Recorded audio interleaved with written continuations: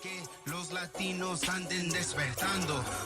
Abre los ojos para ver lo que está pasando. Put up your manos. Members of time to unite Chicanos, Latinos, and los Estados Unidos. Don't care if you're Ricans or even Cubanos. Look at the coaches. We have more in common. Don't let them divide. These suckers are vultures. Either we standing together or better be standing aside. That was the time. Don't know about you, but I'm gonna ride. We gotta climb. Fight for your Vegas, man. Where was your pride? Where were the gunners that you got inside? Look how our ancestors came to this country. They tried to be living the American dream. Don't throw it away. They promise you money and got your agent for the machine. Pick a new team. You flesh socialism, but that is a system that you wanna bring. You need to think. We gotta fight communism, cause it look like we on the brink. Connect on the links. The one-party system is taking the power from all of the people. We need to think. When will you listen? These people are evil and want you to sequel. So what is your plan? Hand in hand, we're standing together, cause it's the one never to do what you can. Please understand, we gotta do better so walkers remember that we took a stand. Escúchame, 24 es el año, si se puede. Lucha, lucha por la libertad. Órale, vamos. What's up, everybody? Welcome back to Latino Free Minds. Another episode here. On this episode, we have our guest, Vincent Rocco Vargas. Vincent, how you doing, man? What's going on, bro? Just here, man. Another day, right? Absolutely. Thank you for coming on the show. It's great to have you on, and I'm looking forward to this conversation because I think what we're going to talk about is important, and it's kind of complex, right? Especially the border. What you get from the media from both sides is just kind of partisan talking points, but you don't get the real deal, so to speak. And you have experience there, so I kind of want to pick your brain on that with your experience there, what you think about what's going on today, and kind of just go from there. But I think a lot of people are going to recognize you from Mayans. So how was it working on that, by the way? That was cool, bro. It was I guess it was a lifelong dream. It was cool to get to that point and be able to work on that show and be a part of such an iconic, thing. So I'm blessed to have been a part of it. Nice. Were you did you like how it ended? Were you satisfied with the ending? I think everyone will say no because we would love. I would have loved to done 2 more seasons, but Okay. that's above my pay grade. The way we ended up ending it. I think it told the story in the way we wanted to. I think when you wrap a show, it's always going to feel rushed. I think that was a lot of the criticism that it felt rushed. But yeah, we crammed in what we probably could have made. We probably could have stretched out for 2 more seasons in one. But I'm very happy with the end product. Absolutely. Gotcha. Okay, I could see that the kind of the rush feeling at the end a little bit. Because I was like, what was it? Where it was like, oh, when I forget the name, the girl that was that told Bishop pretty much that Easy was a snitch. Like I thought they could have like kind of gone into that a little more, and it kind of just went into the end. So I was like, oh, okay, well, took her word for it. You know what I mean? Yeah. It's a tough one. It's a tough one, but. Yeah, like I say, you're trying to wrap up the whole story, everyone's little stories in between all that and the show. So I think, when the critics say it felt rushed, I can see their point in that. Oh, okay. Yeah. No, I thought overall, I thought it was a good show. And yeah, I was surprised when they said that it was the final season. So I was like, hey, well, we'll see how it ends, right? So, but overall, I thought it was a good show. It lived up to the the universe that it's in, right? The SOA universe. So that was pretty cool. I appreciate that.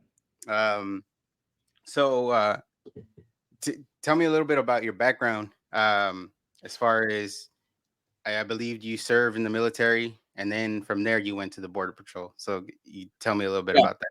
Yeah. So at first, I guess I grew up in the San Fernando Valley. I'll tell you this because it's pertinent. My mother's Mexican and my father's Puerto Rican. My mother's the first generation. And they met in LA. I played baseball, went to college. I lost a scholarship because of my academic ineligibility. And so I went to the military. I had a daughter at the time.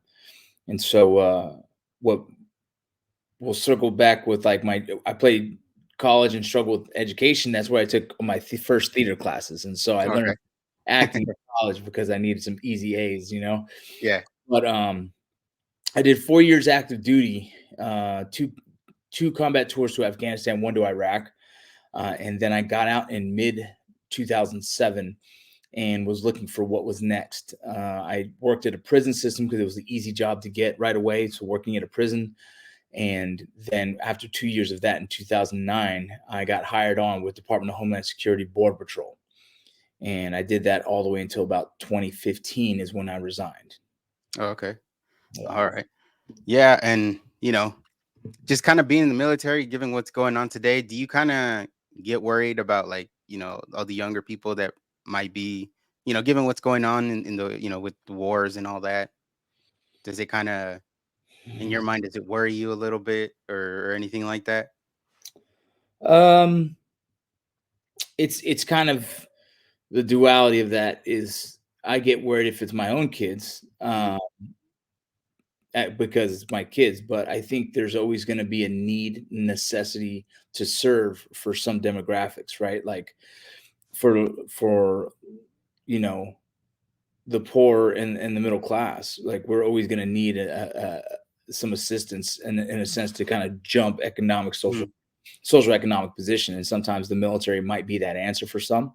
Mhm. uh, I personally chose infantry, which was not the smartest choice in the sense of I had no other skill set leaving the military that was valuable besides knowing how to handle guns really well, you Mhm. know, Yeah. and like leadership and whatnot. But if I was smarter, I would have done something like respiratory therapist or whatnot, and I would have been able to have a kind of a head start on life a little bit better than I was before that. So the military, I know, can be valuable for those who are looking for the opportunity in it, Mhm. for the structure and stability of the paycheck, and as well as for like the advancement in the social economic positioning. I think the military is great for those individuals. For my own kids, if because of what's happening, I am fearful that there might be a draft. Not a really, but like the worst case scenario would be a Yeah. draft, and I'm like, oh shit, that would be something I wouldn't be comfortable with because I don't want my kids to have to be forced to go to war. Mhm. I enjoy the idea of the volunteer military, so that you get people that want to be there and not so much that are forced to be there. Yeah. I think that has to be in the conversation for everything that's going on, because if it did get down to a World War III type scenario, I don't think it's far fetched to implement a draft because of how much struggle the military has received in trying to get the recruiting numbers. Mhm. So I think it'd be something that would have to happen, which then would be an interesting topic when they start drafting women as well. And then the whole equality question starts to get a little fudged and blurred, right? Because I remember, my daughter's like, "That's not fair." I'm like, "Hold the fuck up! What do you mean?" Yeah. You know what I mean? So that's going to be interesting. But all in all, yeah, I think when I see what's going on in Israel right now, I think of all possible scenarios, and the worst case scenario would be that. And so, yeah, I think of that a little bit. Okay. Yeah. No, I definitely feel that. Like as a father, well, my kids are younger, right? But obviously, you got wars that can last, all the way until they're, in their 20s. Yeah. We've had that before. I was what 2001. I was like 14, I think 13 or 14 when the war in Iraq, the war on terror, when that started, and just when we pulled out of Afghanistan, not so great, but the beginning to end, that was what is it, 20 years or so. So these things can go for a long time, and it's like, yeah, it worries you because it's like it's kind of going back into that same region, you know what I mean? And it's Mhm. like kind of like it's got that feeling that it's going to kickstart again. And, you got other conflicts going on with other countries. And I don't know, man. I think sometimes, I guess America tries to do too much. You know what I mean? I can Um, see that. you Yeah. know, we're obviously we're a great country. Yeah, even when it doesn't feel like it sometimes. We feel like we're down, but we're still great, right? We're still, how could you put it, like that beacon of hope, right? I think that uh a lot of people nowadays, they kind of put the country down too much, right? But it's like, where else would you rather be? Right. You know what I mean? And in that sense, yeah, we do try to help a lot of people. We try to do too much, but sometimes it kind of sucks because it feels like we're not helping ourselves out. You know what I mean? Do you kind of get that feeling, or how do you stand there? Yeah, no, I agree. I think it's funny. How do I word this? Right. Mhm. It's funny how people have taken the position of having a lot of anger and hate towards America. Things like they see the flag as being racist, or Right. there's now an alternate, you know, freaking the Star Spangled Banner, or what, you know what I mean, like the Pledge Yeah. of Yeah. Allegiance. Yeah. Like, people are just changing it or not using it or not doing it right. Like, so the patriotism and the belief in America is kind of like starting to dwindle into other ideologies. People are bringing in their cultural beliefs, and people are kind of shifting that in, which starts to kind of water down and almost create a different idea of what America stands for. And I think that's wrong, right? Mhm. I think that American flag will always stand for the same thing: is like opportunity, and freedom, and for all colors, all races, all Mhm. freaking religions, right? It doesn't matter. When you're in America, that flag should represent for everyone the same thing. And people were starting to shift that narrative, and people were starting to turn it into their own ideology, and they're demonizing what we have for so many years believed. What that flag stands for. It stands for you fighting for what you believe in. It stands for you standing up against oppression. Mhm. It stands there tall for you in whatever you believe is your right. But at no point should you demonize the flag itself because it represents America. And right, and that's, I think, Mhm. that's what's happening. And that's what's unfortunate. That's partly why I chose to write the book, but it's also what we see currently with politicians, right? The politics that are dividing this country even further and further. They're making people choose, left or right. If Mhm. you believe in this, that means you're racist. If you believe in this, it means you're Yeah. this. And it's Yeah. this really, it's it's Very divisive. Just too much. it's divisive, but it's ignorant, Every little thing to kind of get us against each other. You right? know. And it's ignorant to do that, right? But us in America currently, um, and just society where it's at when it comes to information.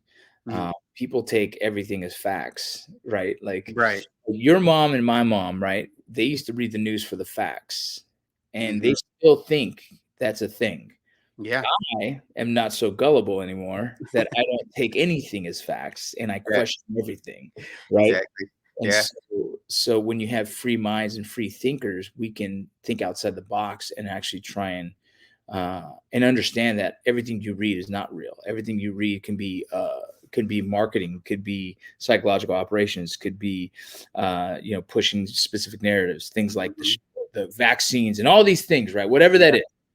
But just an example is like, yeah, we're in a very weird time right now where we're probably the least patriotic country. As a country, we're probably in the least patriotic phase, and Mhm. which becomes scary. It becomes scary because we lose the identity of what America is and what it always Right. has stood for. People like me and you with our brown skin, like, you Mhm. know, we're proud to be here because it's given opportunity to our families, right? The ones Mhm. before us and the ones we hope to give them after us, right? And so Yeah. it's a very interesting time right now. But I still hold true to what America stands for, and I will continue to kind of uphold that in my own world, in my own circle of influence. Mhm. And I think that's all we really can do. I can't sit here and I can motherfuck the administration, I can motherfuck politics all day long, whatever. But Mhm. in the end of the day, I have a very small ripple effect of what changes that. And so all I can do is make sure that my little circle of influences understands where my ideologies stem from and what I feel to be true, and hopefully they continue that same ideology. Yeah, yeah, no, for sure. And that's the thing too, like kind of when we started doing this podcast, I do it with my brother-in-law, and he had to work today. He couldn't get the time off to do this. So he's at work. We wanted to do this because, we've told everybody we lean more conservative than liberal, right? Um, and we wanted to do this because, kind of like what you said, there's a lot of people that are getting manipulated, and by it comes from everywhere. The news, the media, you see it in sports now. You see it everywhere, right? TV, and that's kind of one of the things I liked about Mayans is like I didn't feel like there was any political message. It was just the show. This is what's going on in this world, and it's like I didn't feel like there was a focus on any kind of politics, so to Yeah. speak. So that's why I really liked it. But you kind of in other shows you see that they're trying to throw a narrative at you, and so the reason we started the podcast is because it's like, all right, there's a lot of things that we're being told that aren't 100% true, right? And what we've told everybody is like, look, the best thing you can do is kind of look into everything, right? Because we've been getting a lot of things where they're out of context Yeah. and they've been run as fact, right? Like, Right. this person said this or that. And we've always told people, look up the whole clip. Don't just go with what they show you. Look up the whole, you know, if you can watch the whole speech, watch the whole speech. Doesn't matter if it's an hour, 30 minutes, watch it all. We can spend, binging an episode, a show on Netflix, 3 or 4 hours. If it's really interesting, you'll go until all right, I gotta take a break. If you can do that, you can watch something that's gonna affect your mind, and as far as how you're gonna decide, right, whether that's voting or where you support or whatnot.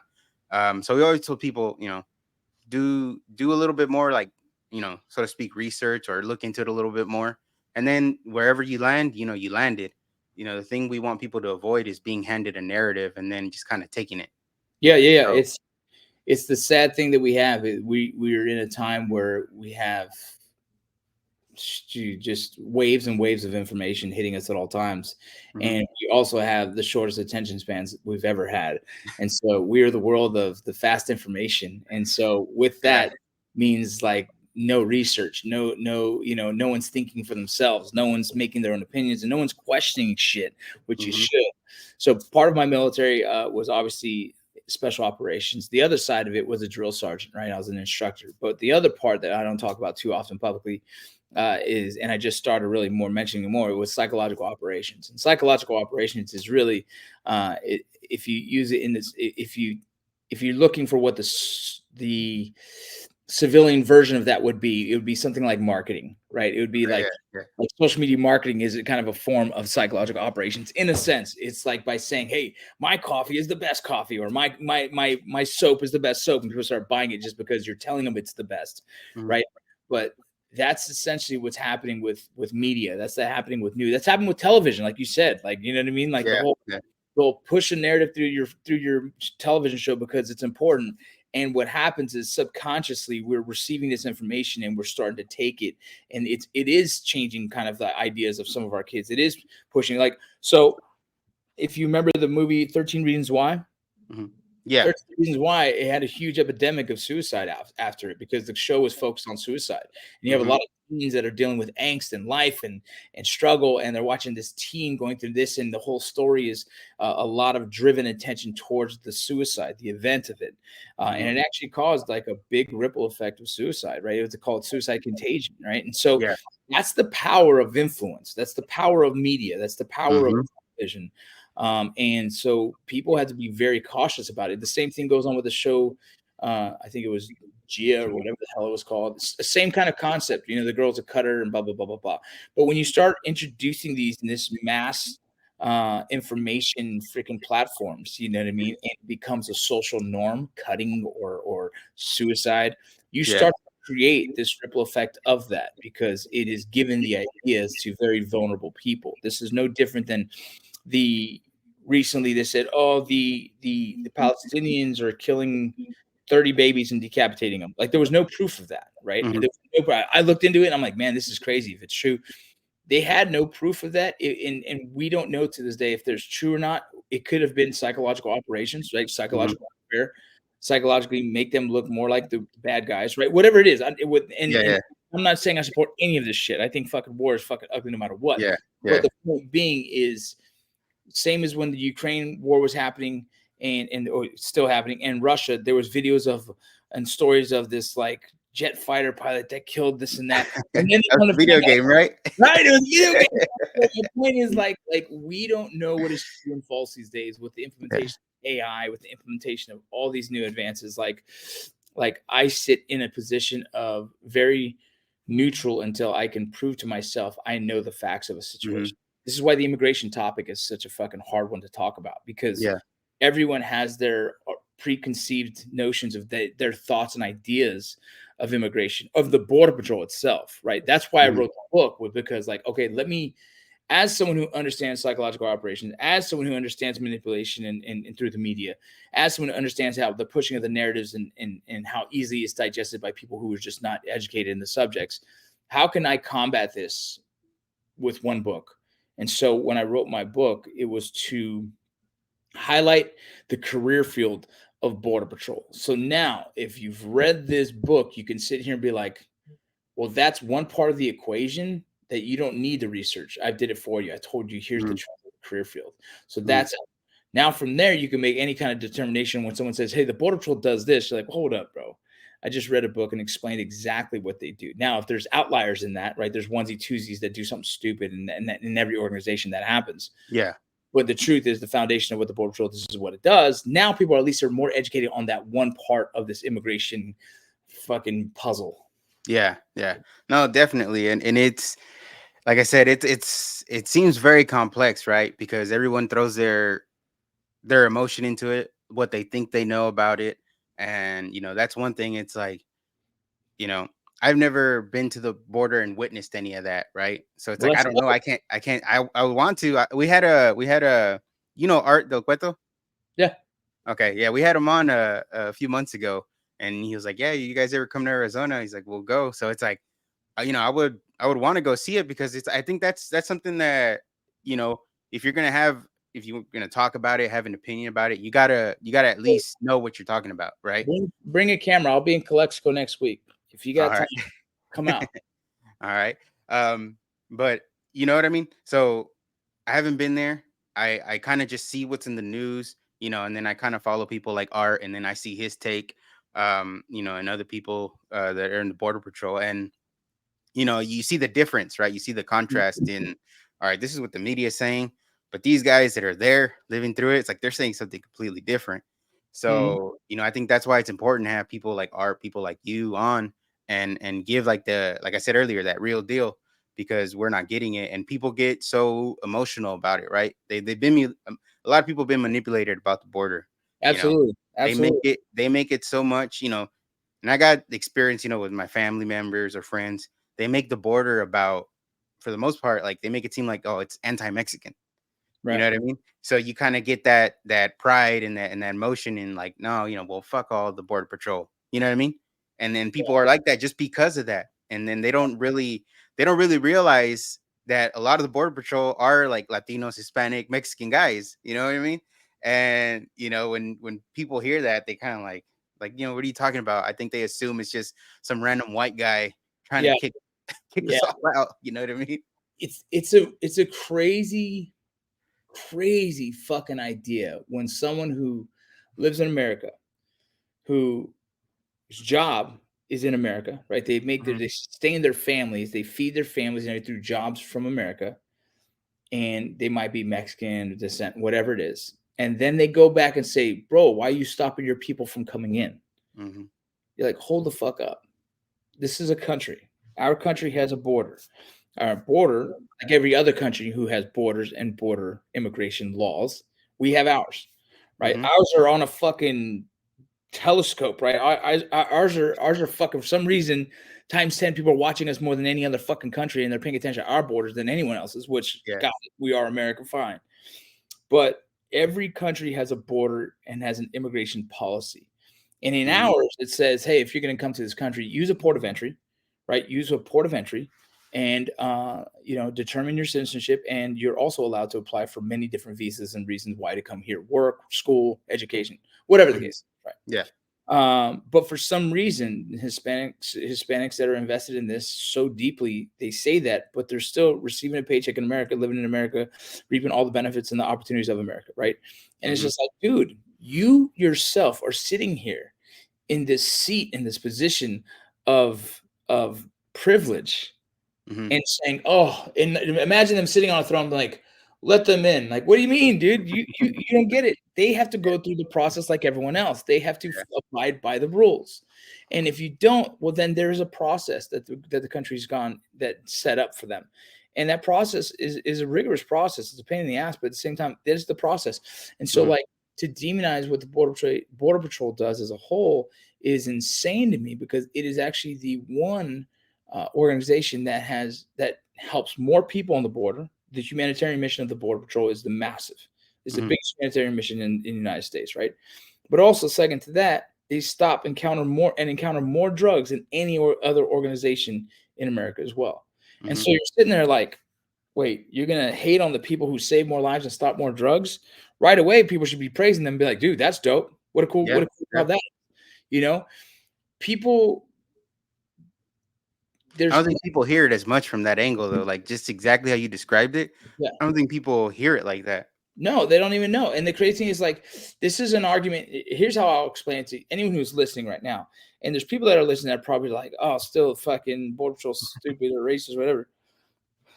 They don't understand it. Like the levels, how intricate this system is and how many layers of issues we have to fix for it to be better.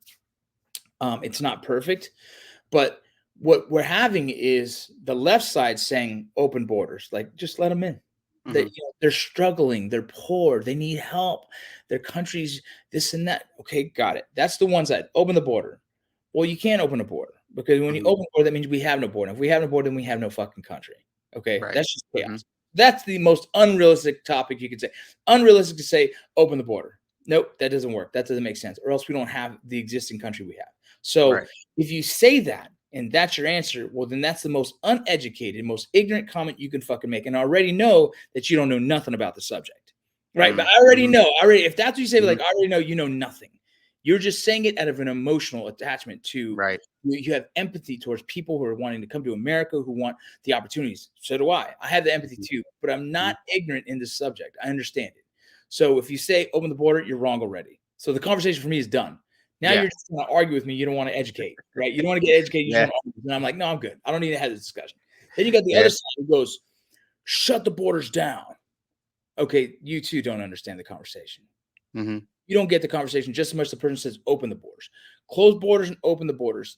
It doesn't work that way. This is not a 1 + 1 = 2 answer. We can't shut down immigration or else we lose the dignity of what this country stands for. We stand for immigration, but legal immigration.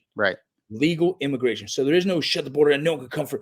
That's not realistic. That loses the foundational beliefs of who we are as America. Right. But in those same conversation of close the border, open the border, then there's Homeland Security in the middle. The security of our country is one of the utmost important things we can do for ourselves, for our people in the country. If you're here legally and you're paying taxes and you're working your ass off and you're living this American dream, we're trying to live that American dream, right? It's a struggle. It ain't fucking easy, but you're trying to. Well, then you deserve the opportunity to still be safe. Safe in your homes, safe when you go to work, and safe from any kind of terrorist event. So in that case, Border Patrol is there to hopefully stop and mitigate that to the best of its ability. Right. So we have to have an immigration policy that has to happen. We have to allow immigration in some capacity that needs to be established. But we also have to, at the same time, meet the requirements of Homeland Security, the safety of our people and the safety of our freedoms. And so both of those arguments, you have the left and the right arguing this, but seriously, the answer is right in the middle of both. It's a dial that if you eat, it's a dial of like too much security. Well, now we're like North Korea. Too little security. Well, now we're just complete anarchy and do whatever the hell. We don't even have a country. So how we shift that dial really dictates based on how much illegal immigration that is coming through and not coming through, but as well as how much security do we want to see as Americans?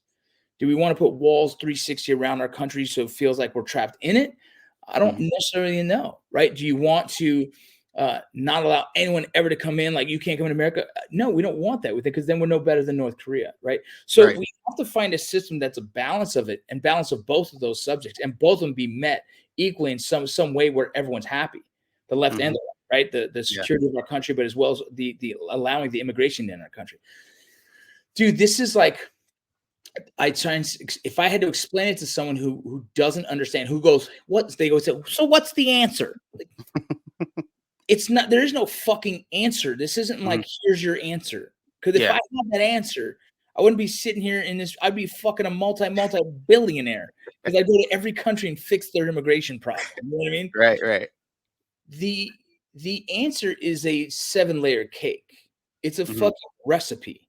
It's a Yeah. little bit of this and a little bit of that, and a little too much might fuck up the whole system. Mhm.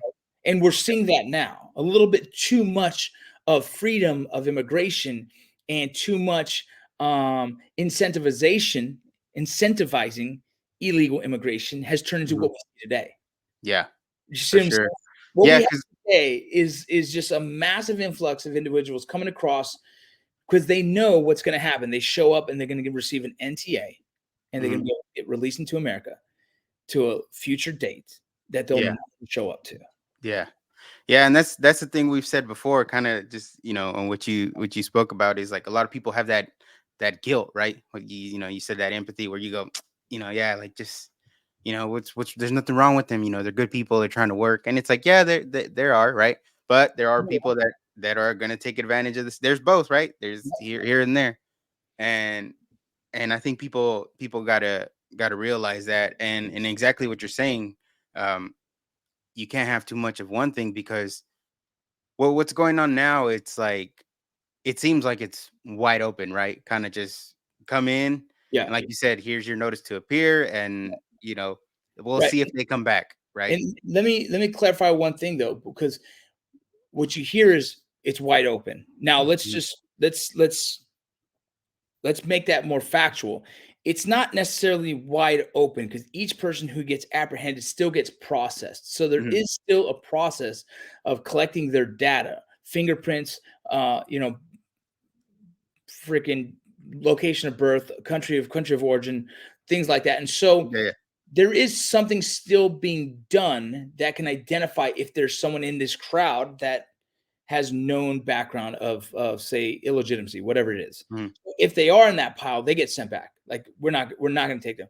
But there's a lot who has no record of it. But just so you know, like every person coming across that we apprehend, and I mean I'm talking, they're just walking up to border prison, so they're just giving up anyways.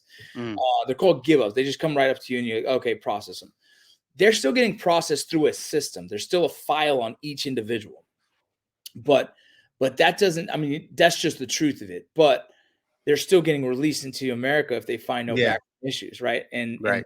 that's an issue. The good thing is that we're at least collecting the data.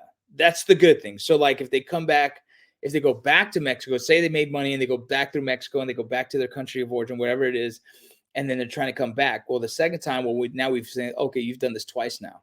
Mhm. Now we see, because for me, uh, illegal immigration is always going to be a thing, and we're going to always have to try and mitigate it, no matter what. There's Right. never going to be a perfect border no one comes across because there's tunnels. There's a million other ways.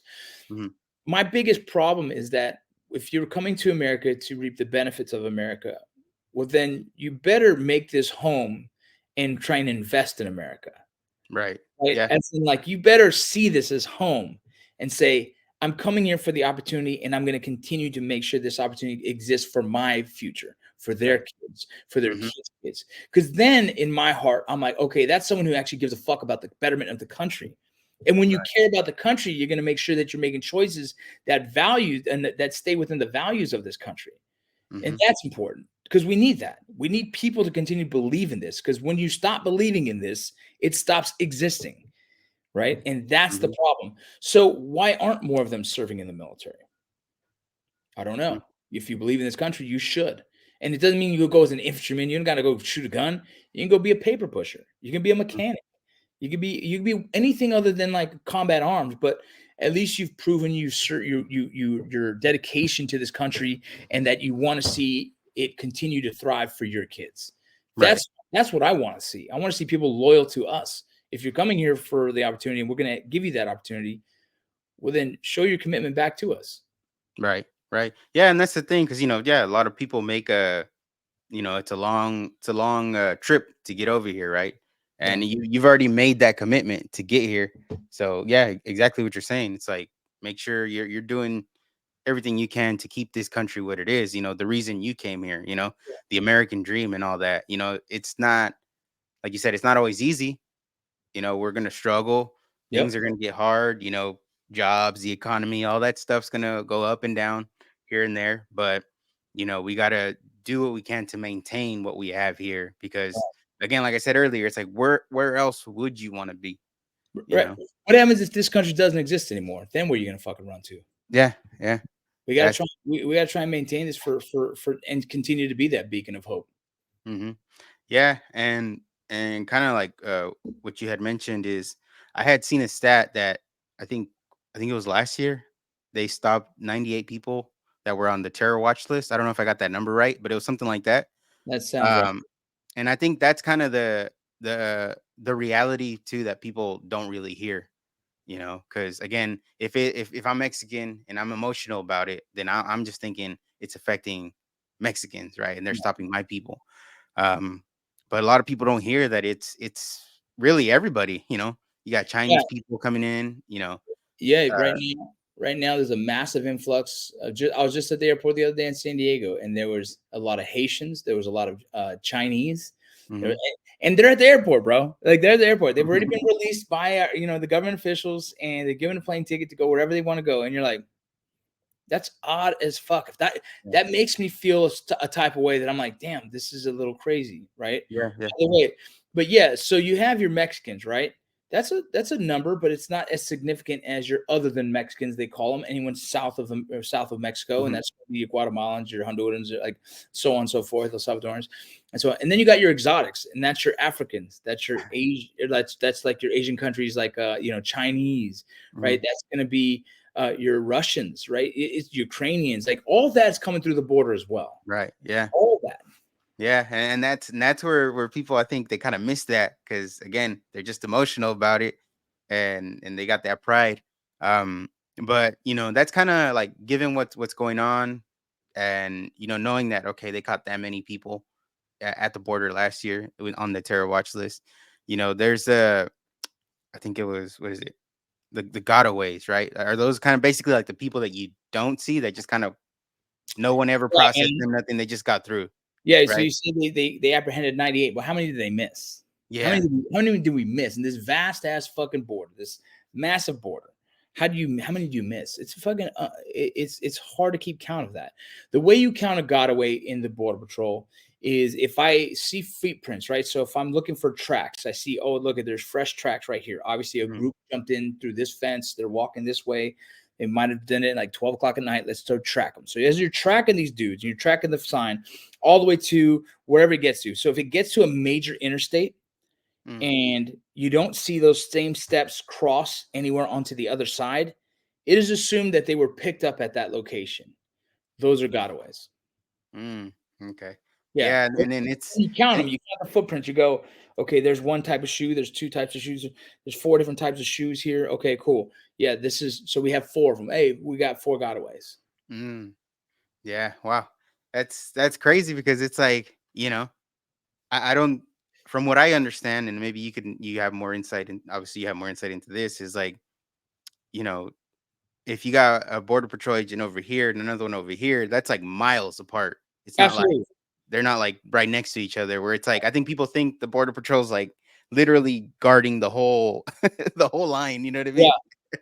So So, the border patrol has just about 19,000 employees.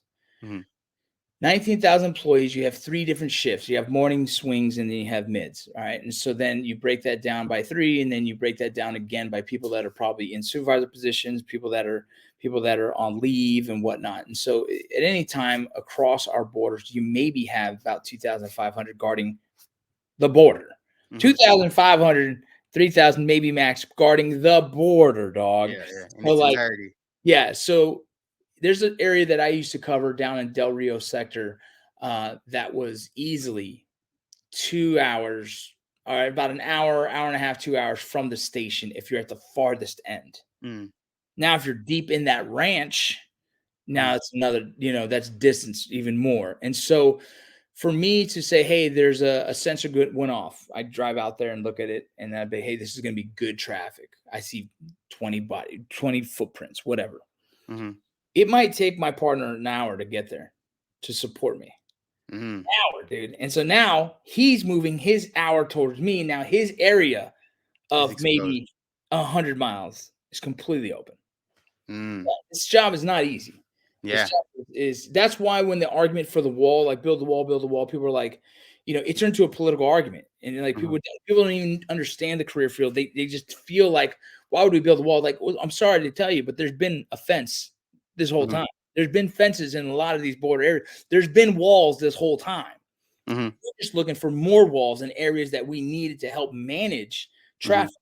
And all Yeah. the wall does is help funnel traffic at different. Yeah. We'll go under it, through it, over it, all that shit, but not at the numbers that you wouldn't have a bunch of women and kids by the hundreds climbing it. It doesn't make No. sense. No. So they're going to go around it. And so essentially it is a form of funneling traffic in a more manageable way. Mm-hmm. Yeah. Yeah. That makes a lot of sense. That's kind of how I see it too. It's like, yeah, it gives you, because obviously you got your port of entry, like where you tell, go through here. But obviously there's going to be people that, like you said, they're going to want to come in. There's always going to be illegal immigration. But if you can kind of funnel it to where you can really control it, and have, a good group of guys there that can support each other, then, it makes their job, I would imagine it make your job easier as a border patrol agent. Um, But yeah, if you kind of just leave it wide open and like you said, man, you're an hour away, then help's got to come here. Then you left the hole over here, and that kind of you know that makes that would make the job difficult, right? If I was working down there, kind of like the way that I work and everything that I do, I kind of like I'm in a sense competitive, but I also want to make sure that whatever I'm doing the best that I can do. You know what I mean? And whenever I'm not perfect. Whenever I fuck up, I just, I feel it like, God, like the fuck. Yeah. And I can imagine. I mean, I'm sure that, a lot of border patrol agents say they do their job because they want to help people. They want to, they got good intentions. And when you kind of, I would imagine, me knowing how I am, if I was there and I was like, while I was gone, such and such many people got through, I would be like, damn, you know what I mean? Yeah. I mean, that's what we feel, dude. It feels like a loss. It feels like like if you're Mhm. an athlete, it feels like you lost the game. You know what I Yeah, mean? yeah, exactly, Um, exactly. It's a good way to put it. and that's the hard thing about it, man, is that we're trying to do our job at the best of our abilities, and it's a fucking challenging job in itself. And then now to have the rest of the world demonize, scrutinize, freaking politicize everything we do, man, that's fucking hard, dude. Hmm. Yeah, and the thing that I feel like doesn't get covered a lot, or kind of gets you know flies by is there's a lot of people putting their lives at risk, trying to come here, and a lot of people that don't, they die on the way. Hmm. You hear about child trafficking. You hear about women getting raped on the way over here. And it's just, it's sad, man. It's like you don't want anybody going through that. And I feel like having it wide open or where you can't easily funnel it through, like that exposes, if you really care about your people, it's like you're exposing your people to take that risk and potentially lose their life or get raped or get trafficked. And it's like, I think that's the sad part that sometimes I feel like doesn't get the attention it deserves. Yeah. Yeah. I mean, you have to be empathetic for these people who genuinely just want a better life. Mhm, You don't have empathy for that, then like you have no fucking soul. mhm, You know what I mean? Like there's real people that just want a better life. They want to find a job that pays. Some of these people just want a job that pays them, $200 a month and they can survive, right? Like they just want something more than what they have. So you have to be empathetic towards that. And the hard part is it's not us that everyone's mad at us, but like why aren't we looking at the why? Why are they coming here? What's going mhm, on in those countries that are so unfortunate, that are so unhealthy, that are so scary that they're running to us? Okay, but mhm, also who is making money off of them currently? They're the most vulnerable that you could think of. They're in the worst spot of their life, and there's someone collecting a tab. mhm. You know what I'm saying? Like, Yeah, like yeah. the energy is on the wrong issue. The energy is not should not be on the border patrol. That shouldn't be they Yeah. should be like, hey, border patrol's doing their job. They always do good shit, right? That's what it should be. They should be focusing on why people are being manipulated by trafficking organizations. They should see why countries are falling apart and what America should take a position of like, let's have a diplomatic approach to seeing how we can help them have a more successful country and not stick our nose in it politically to try and create democracy, right? That's like something that like, don't push our narrative, dog. Don't do that. Let them do that. But like, how can we assist in them? Like, do they need more manufacturing in their country? Can we establish some manufacturing in their country? Can we create more jobs in their country by establishing more manufacturing instead of using China? Fuck, I want to go South America. We're connected. We're continentally connected, dog.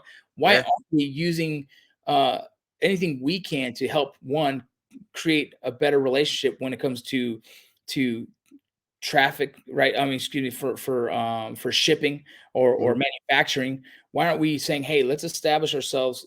Mexico, we have a lot of manufacturing in Mexico right now. It's incredible. That relationship should be better between us and them. It's still a little messed up because of like the cartels and everything else. That's a whole different subject. But Venezuela, right? Venezuela's struggling right now. What did we do to create that? What did we do to rub our nose into their business and maybe cause some of this, right? So a lot of that might be our own repercussions of our own sticking our nose where we probably shouldn't.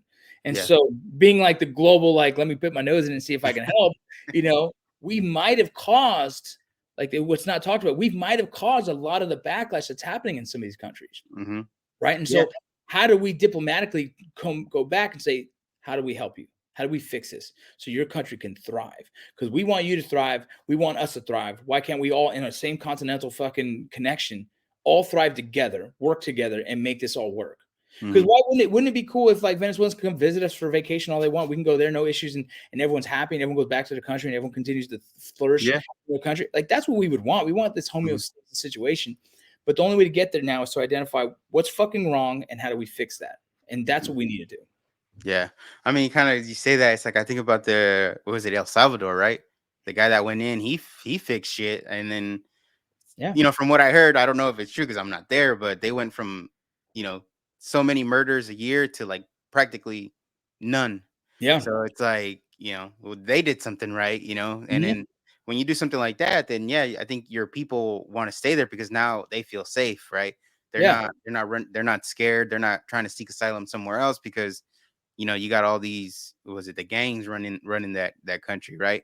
And that's kind of what it seems like in Mexico, right? You got cartels pretty much running the country, right? So I think that's one thing. As a Mexican, it's like, damn, I hope they get that under wraps because it's like, it's the drug business, right? It's a lot of people benefit from it. It's sad to say.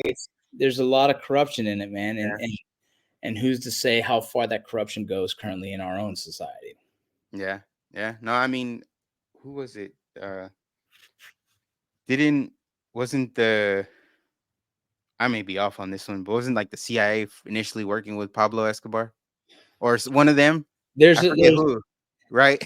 There's a lot of. I mean, I don't know. It's like that's a deeper subject. We don't even need to open that one. Oh man, I'm watching this right now. Yeah, I know, right? Damn, they already don't. I'm already, Yeah, it's crazy, dude. It's crazy because kind of just going into what's going on in the world, with the wars and all that, and before that, I had seen that again. The FBI was gonna look into Trump supporters, pretty much, and I thought that shit's weird. Like, I don't care who you support, but like to kind of go to that extreme, it's like that's weird, and it's like it's we're in a very, very odd time where because you support a specific president, you are now can be deemed as a terrorist. It's the weirdest thing. And that's all part of a lot of that stems from the same people who just read the title of the blog and deem it as facts. Same people who don't want to really understand anything, people say do the own research, like, well, people aren't doing that. People aren't really reading it. People don't look at when I got to word everything in a very smart way, because like someone's gonna try and counter me with some bullshit. Like, no, dude. When you start to create these divisive topics, right? These Mhm. very, like, if you either all in on Trump or not on Trump. Like, I'm in the middle. I'm like, I would just like a president who can fucking get shit done. Right. And I want a president who has a professional demeanor, because I think that position holds a status that needs to be seen by the rest of the world as like a respectful motherfucker. You know what I'm saying? Mhm. That's Mhm. what I see. There was policies that Trump had that I really loved. There was things about him I was like, God, this guy's like fucking pissing me off, right? Yeah. But I can say that about the president now. Well, I can't say there's a lot of policy I like about the current administration. I just Mhm. can't. There's not a lot that I really like. But that's just me. What suits my family, my personal beliefs, my world, my circle of influence, right? Mhm. That's Mhm. how I see it. And so there's too many people that are taking these one-off sentences, the things that they read and say it's facts, right? Like it's like everyone now is like guilty until proven innocent. And that's Yeah. even politically, that's everything. Look at, there was a Trevor Bauer, the Oh fucking yeah. Yeah. right? Like, that guy got fucking crucified, homie, crucified. And Mhm. then all the evidence comes out with this girl. She planned it. She everything, and nothing's gonna happen to that woman, right? Okay. Right. There's still people online that are calling me, you fucking abuser. Oh, like, still, and I'm like, oh Mhm. my God, like, you can't do nothing these days without No. 50 people being so ignorant that they just still they can't let go of a thought. That guy never did anything. It was proved. The girl's in the video in bed with him, smiling in the video in the bed the night that she said he abused her, but still his followers are attacking him. Mm. That's this just a small picture of what we have today in the political side of things. Yeah. It's very scary times where the lack of education, the lack of of genuine competency, right? Mhm. Competency, right, is causing the demise of our country, because people are not willing to really educate on things. They're really not willing to spend the time to inform themselves, but not have an emotional response on subjects Mhm. they know very little of. I Mhm. know a lot about the border. I know a ton. I don't get emotionally invested in it because I know it so well. I know the facts of it. And so you can't sway me to get offended, upset because you say something. I'm like, oh, that's not true. You know what I mean? You can't. Mhm. I know Yeah. it Yeah. so well. There is no fucking extreme. Oh my God. No, it is just what it is. And when you don't know, you sit in a position of you sit in a position of insecurity because you don't really know. And so you have nothing but fear. Mhm. So that's where people are fear mongering their own fucking lives, and they're spitting back emotional fucking jargon that is false Mhm. all day long, bro. And this is not just like the immigration topic, on everything. Everything. Yeah. This is what we have, and it's a scary time. All I would say is, like, for the listeners, is you got to take the time to genuinely read, research, learn, Yeah. educate, and still don't make emotional responses on social media. You're not helping the fucking situation. Yeah. Your rant on social media has no value. You know Yeah. what I mean? It does nothing, right? So you need Yeah. to worry about your circle of influence, your little house, and Mhm. your little emotions, and you need to manage those better. So that's all we can do. Yeah. No I 100% agree with that, man. That's one thing that we've said from the get. Um, you know, as far as a parent, right, as a dad, it's like I want to be the biggest influence in my kid's life. So Yep. that's what I'm worried about, right? That's how how they're gonna grow up, what features they have, why I do what I do, as go to work, uh, you know, just everything that I do is kind of I'm thinking about, all right, how is their future gonna get affected?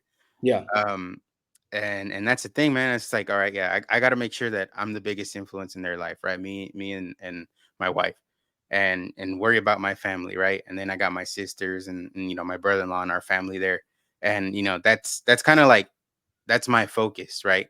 Making sure that they're good, and I think a lot of people don't, and then they think that if I, like you said, if I do this rant on Twitter or whatever, I don't know, they feel like they changed something, or someone, you know what I mean? Like it's Yeah, weird, but that's kind of the times that we're in, where that's what people do, and expect a response, I guess. that's a emotional immaturity is what Yeah. that is. Yeah. And Emotional immaturity. Everyone feels like they have a voice, but truthfully, your whatever you post is just a like a reflection of like how either educated or how immature you are. mhm. And everyone shows their face. You know Yeah, what I yeah, mean? no, for Like sure. Yeah. it's like, okay, I'm good. Next. And No, everyone's it's like, why argue? Just block or yeah, unfollow. block You or know? mute, right? Yeah. And that's the thing. It's like, especially, with the whole Israel thing going on, like you see that a lot. The whole emotional response from a lot of people, and it's just like, I don't know what really happened, right? Yeah. Especially, yesterday the big thing everybody was up in arms about was the hospital that got blown up.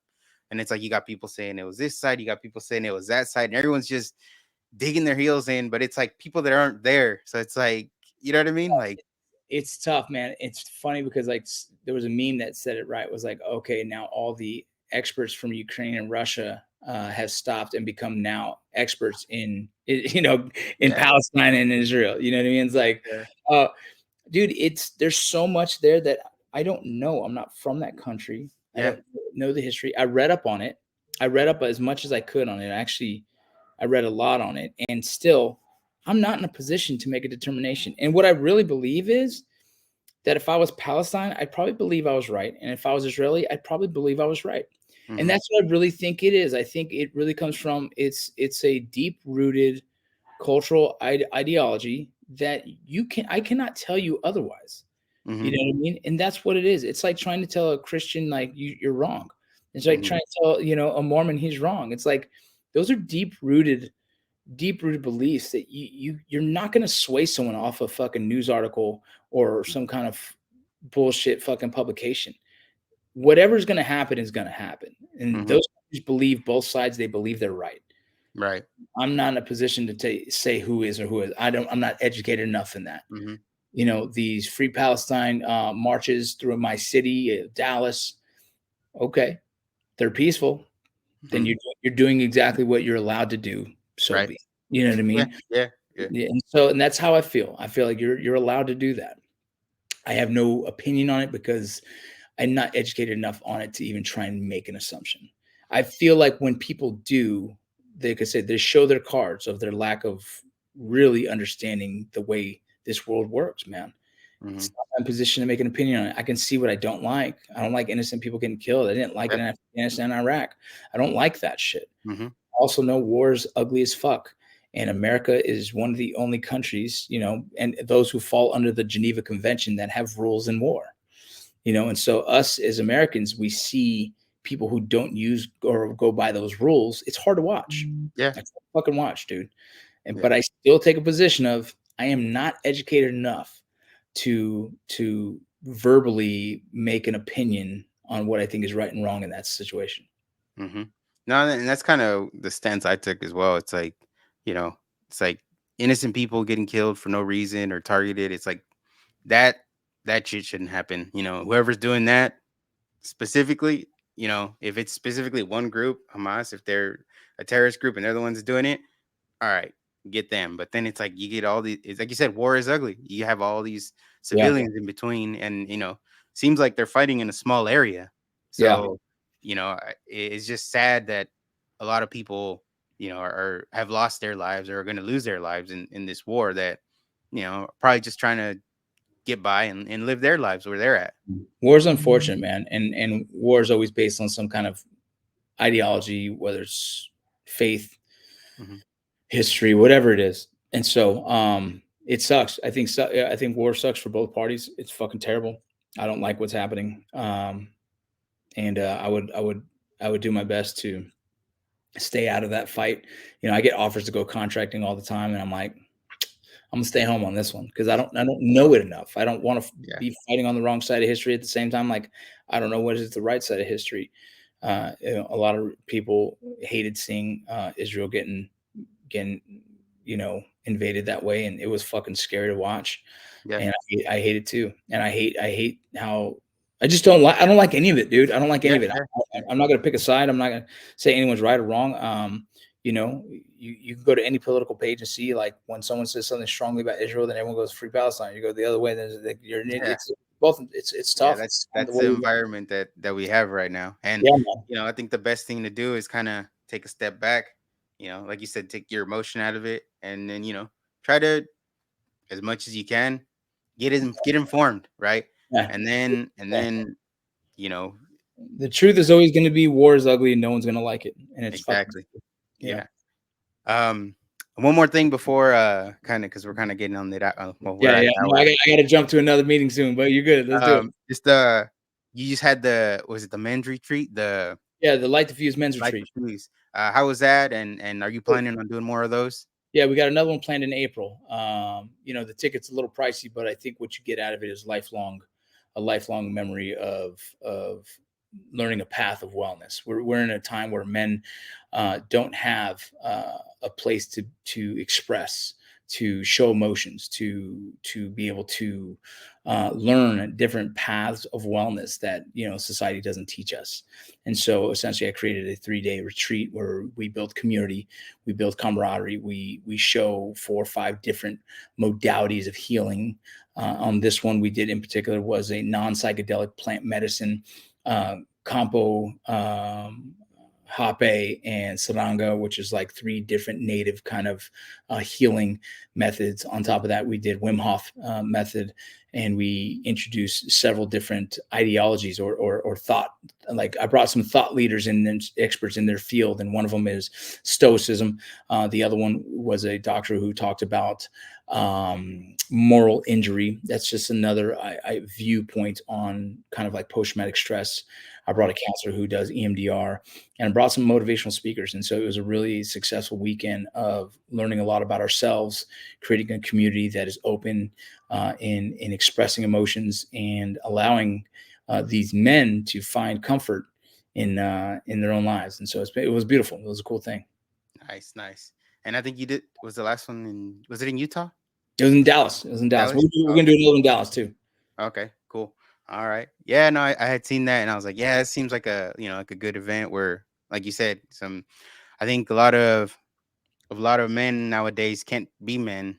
You get put down, you get called toxic, and for the most part, real men, good men are just trying to live their lives, trying to take care of their families, do Yeah. what they got to do to get by, doing the best they can to better themselves and their family. And, like I said before, it gets tough everywhere. Oh, it's But, yeah. it's good to have those kind of events where, you get together and kind of, you know, work on things and again, try to be better. That's Yeah. that's the best thing we can do is try to be better than we were before. I absolutely agree, brother. Absolutely agree, man. All right, cool. Well, Thank you your so much, dude. your book comes out. I got the date right, right? Yep, All right, that's cool. perfect. Cool. Um, So they could pre-order now. You could pre-order anywhere that books are sold. The audio book is done by me, and so you'll have my voice narrating my whole book. nice, nice. All right, cool. Well, Vincent, I appreciate you coming on. Thank you for your time, man. And hopefully we could do this again along the way in the future. Absolutely. I'm trying to build relationships, and I think I'm not to sound like I'm like I think people that are strong or have a strength or have the ability to kind of step back and be thoughtful, you know, thinking should be kind of linking up. You know what I mean? That's Yeah, just so I'm trying to build relationships and hopefully we're able to keep this country the way it is and as free as possible. I appreciate it, bro. Thank you so much, man. All right, then, man. Appreciate it. You take care, and everybody, thank you for tuning in, and we'll catch you on the next one. Later. Peace.